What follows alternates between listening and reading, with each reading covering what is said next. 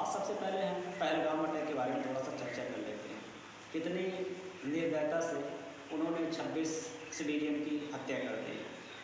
तो मैं बुधवार को सुबह 5 बजे घर से निकल गया था, BHU जा रहा था एक पेशेंट उनको दिखवाने के लिए।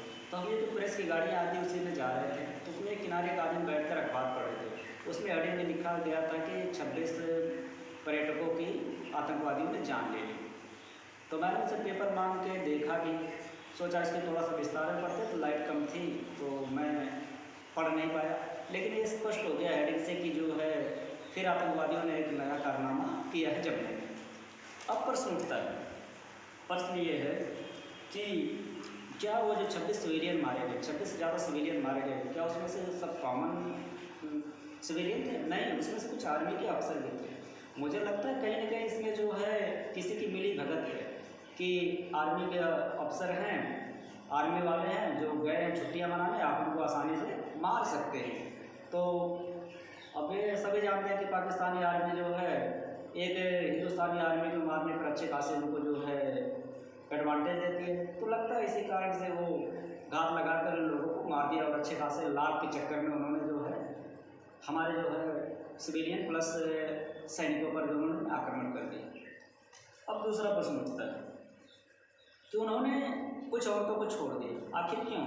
क्या अपनी मर्दानगी दिखाना चाहते थे कि कुछ औरतों को उन्होंने छोड़ दिया? अगर उनको मर्दानगी दिखानी थी तो जो उसमें से जो जिनको उन्होंने मारा उनसे कह सकते थे क्या कोई बहादुरी से लड़ते हुए उनसे मारा जाएगा? अगर उनको मौका दे देते तो निश्चित ही उन लोगों को मार डालते, क्योंकि वो कोई इसमें से लेफ्टिनेंट था, उसमें से आर्मी जवान थे और सभी जानते हैं इंडियन आर्मी कितनी तगड़ी है।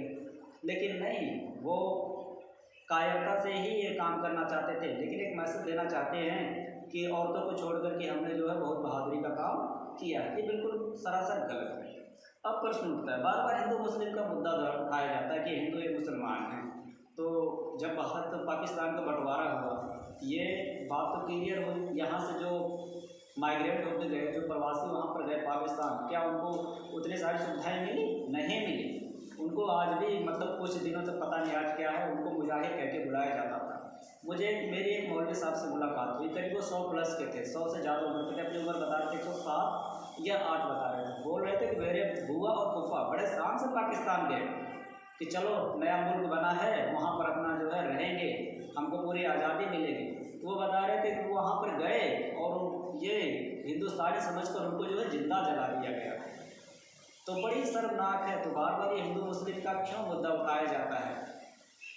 अब प्रश्न ये भी उठता है कि क्या जो 1965 का लड़ाई हुआ था भारत और पाकिस्तान के बीच में, क्या जब उन्होंने प्रधानमंत्री उस समय लाल बहादुर शास्त्री जी थे, उन्होंने स्पष्ट शब्दों में कह दिया कि हमारे इतना जान माल नुकसान हुआ, हमारे इतने सैनिक शहीद हुए हैं, हमने जहाँ तक कब्जा किया है हम वहाँ तक छोड़ेंगे नहीं।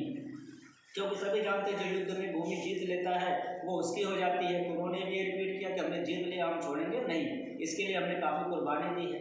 तो ये क्या, तो उसमें तो जो शासन कर रहे थे उस समय के, मैं नाम नहीं लूँगा, तो उन्होंने उन पर प्रेशर बनाकर जो है ताशकंद में समझौता करवा दिया। फिर भी वो उससे संतुष्ट नहीं थे। अब बताइए आप, वो सुबह फ़ोन करते हैं, अपने परिवार वालों से बात करते हैं, उसी 1 घंटे बाद उनकी मृत्यु का समाचार सुनने को मिलता है। आखिर क्यों? ऐसा क्या हुआ? इतने वो दिल के कमज़ोर नहीं थे कि वो सुसाइड कर लेंगे? अंत में उन्होंने क्या, ये इसी जो वहाँ पर उस समय में जो शासन कर रहे थे उन्होंने कह दिया कि उन्होंने आत्महत्या कर लिया है। तो ये बात बिल्कुल सरासर गलत है। तो देखिए, कहा जाता है कि माँ बाप अगर गलती करते हैं तो उसका खामियाजा बच्चों को भुगतना पड़ रहा है। हमारे देश के जो पुराने पॉलिटिशियन थे उन्होंने खूब गलतियाँ की, उसके खामियाजा किसको भुगतना पड़ रहा है? हमारी इस नई पीढ़ी को भुगतना पड़ रहा है। खैर, अगर इस पर चर्चा करेंगे तो बड़ा लंबा हो जाएगा, और देखते हैं इस पर जो हमारे जो है भारत सरकार के जो मंत्री हैं, अन्य जो सलाहकार हैं, इस पर क्या निर्णय लेते हैं। क्या जो भी करेंगे अच्छा करेंगे, मुझे पूरा भरोसा कि वो देश हित में काम करेंगे।